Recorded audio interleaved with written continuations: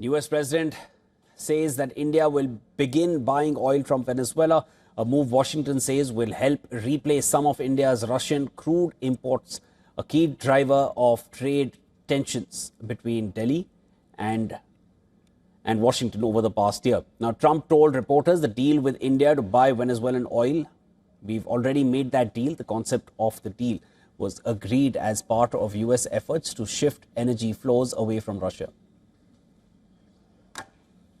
We've already made a deal. India is coming in and they're going to be buying Venezuelan oil as opposed to buying it from Iran. So we've already made that deal, the concept of the deal.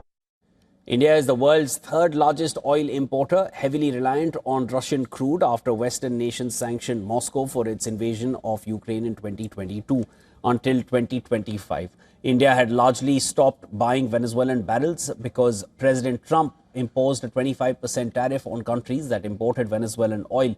New Delhi also halted Iranian crude imports in 2019 under earlier US sanctions against Tehran's nuclear program. Russia used to supply a big share of India's oil needs, but the US has been pushing New Delhi to cut back, even doubling tariffs on Indian goods to 50%.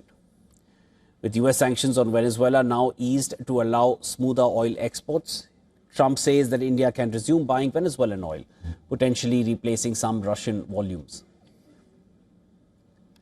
Trump went further, saying China could also strike a deal with the US to buy Venezuelan oil, though details remain unclear.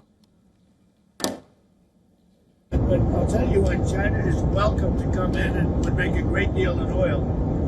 You know, we welcome China. Analysts say this shift reflects a broader US strategy to reduce global reliance on Russian energy, especially as Russia uses oil export revenues to fund its military operations in Ukraine.